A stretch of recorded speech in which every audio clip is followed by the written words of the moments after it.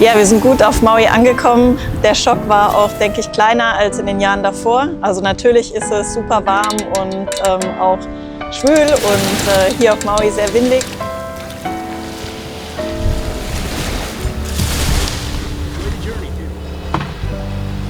Ich habe mich natürlich versucht, gut darauf vorzubereiten, auch schon mit ein paar Hitze-Akklimatisierungs-Sessions zu Hause, sowohl aktiv auf der Rolle, einfach wo ich mich dick angezogen habe, und dann auch noch ein paar passive Sessions in der Sauna.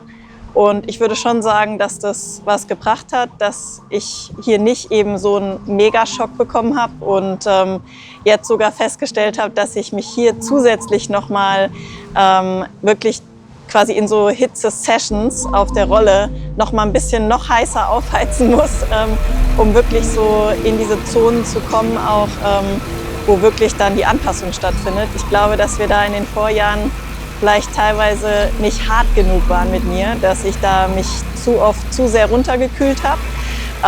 Und da bin ich total gespannt, ob das jetzt noch mal einen Unterschied machen kann in diesem Jahr. Ich glaube, dass die Hitze das wichtige Element ist im Vergleich zu Nizza beispielsweise. Und sowas habe ich auf jeden Fall noch nie in meinem ganzen Leben gemacht. Und deswegen sollte eigentlich die Konkurrenz Angst haben. Jetzt hast du hier natürlich nochmal andere Wärmebedingungen, auch über den gesamten Tag. Da schauen wir, dass der Gesamthitzeload nicht zu hoch wird. Und auf der anderen Seite gehen wir doch ganz explizit auch drei, vier Mal pro Woche wirklich in den Hitzebereich rein.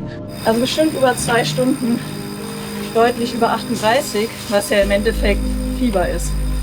Und jetzt bin ich nah an 39.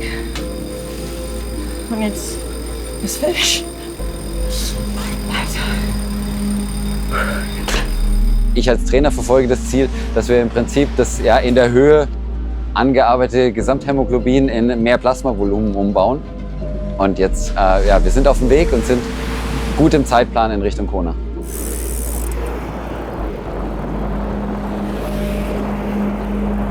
Ich habe immer so im Kopf, dass ich mir sowohl mein Kühlstirnband als auch die Eiswürfel und so weiter so ein bisschen fürs Rennen aufheben will und jetzt wirklich noch mal ganz bewusst auch so ein bisschen in dieses Leiden reingehe, in dieses Überhitzen, ohne halt wirklich so mir selbst ein Grab zu schaufeln, weil es ist natürlich ein schmaler Grat und ich glaube, da kommt mir zugute, dass ich einfach natürlich auch jetzt schon viel Erfahrung habe und ein gutes Körpergefühl. Was, mein Gehirn ist zu kalt. Trink mal hiervon. Das ist richtig krass. Also auf Nummer 1 steht natürlich Lauras Körpergefühl, immer, bei allen Entscheidungen. Nichtsdestoweniger versuche ich sie immer wieder mitzunehmen und ihr zu erklären, was ich sehe und warum ich das sehe und wo ich hin möchte. Ich versuche sie so gut ich kann zu lesen und eben die Daten aus vielen Jahren Aufzeichnung nach bestem Wissen und Gewissen zu lesen, zu interpretieren und gute Entscheidungen von Tag zu Tag zu treffen. Ich bin natürlich bewusst hier nach Maui gegangen, um wirklich nicht die ganzen 4 Wochen Vorbereitung schon in Kona vor Ort zu verbringen. Es ist schön, hier wirklich noch mal ein bisschen mehr Ruhe zu haben. Es sind eigentlich keine Triathleten hier. Ja, wir sind zu viert hier mit Antje und Nils und der Philipp. Ja, ich würde sagen, wir haben einfach ein super cooles Team hier.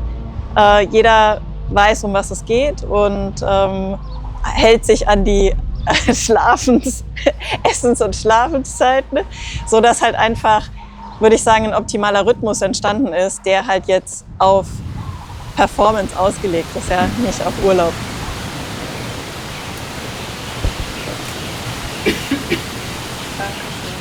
Ja, wir dürfen hierher reisen, wir dürfen hier Zeit verbringen an solchen Orten und ich glaube, dass es auch ein Stück weit ein Luxus und eine Wertschätzung ist, sich dafür die entsprechende Zeit einzuräumen, um dann eben auch an diesem Tag wirklich alles von sich verlangen zu können, wenn man dann in Balance ist und sich, wenn man so will, eingeschwungen hat auf den Inseln.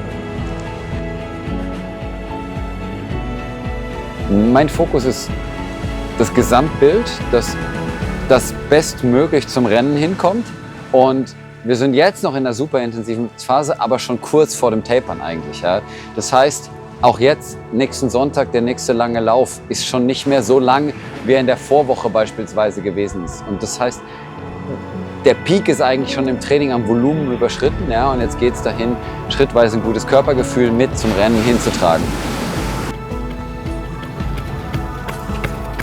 Jetzt müssen wir einfach schauen, wir waren noch nie in dieser Situation der Titelverteidigung, ja, und ich habe davor riesengroßen Respekt, das gut zu machen. Das ist eine Herausforderung, aber Überraschungsmomente, wir wissen, wo die Form steht, wir wissen, wo sie beim Schwimmen ist, wo sie beim Radfahren ist, wo sie beim Laufen ist.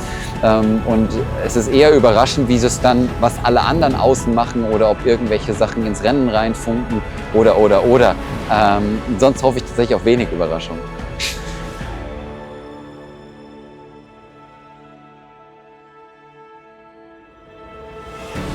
Die Aufregung steigt mit Sicherheit auch. Ich hatte jetzt sogar schon auch Abende, wo ich wirklich schon so ein bisschen aufgeregt war, weil ich über irgendwas nachgedacht habe. Und am Ende ist es aber, auch wenn es teilweise für die Nerven schwierig auszuhalten ist, aber genau das, auf was man sich halt auch freuen muss, weil man sich natürlich jetzt ein Jahr irgendwie auch auf diesen Wettkampf vorbereitet hat, physisch und mental. Und das gehört halt am Ende einfach dazu.